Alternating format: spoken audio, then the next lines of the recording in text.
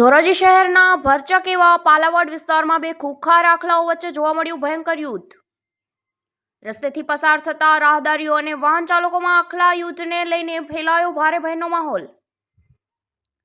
જાહેર માર્ગ પર બંને આખલાઓ વચ્ચે સતત 7 મિનિટ સુધી વધુ સમય સુધી ચાલી રહ્યો જીવલેણ જંગ, જેના કારણે ટ્રાફિક જામની સર્જાઈ સ્થિતિ.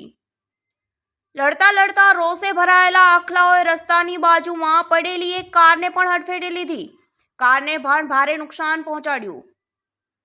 આસપાસના સ્થાનિક વેપારીઓ અને લોકો દ્વારા આખલાઓને છૂટા પાડવા માટે ઉઠાવવામાં આવી ભારે જહેમત. લોકોએ આખલાઓ પર પાણીનો મારો ચલાવ્યો, છતાં બંને આખલાઓનો આક્રમક મુદ્રામાં લડતા જ રહ્યા. ધોરાજી શહેરમાં સતત વધી રહેલા રખડતા ઢોરના આતંકને કારણે સ્થાનિક લોકોમાં નગરપાલિકા તંત્રની કામગીરી સામે ઉગ્ર રોષ. પત્રકાર રાજુભાઈ બગડાની સાથે નરેશ પટણી, DG ન્યૂઝ, ધોરાજી.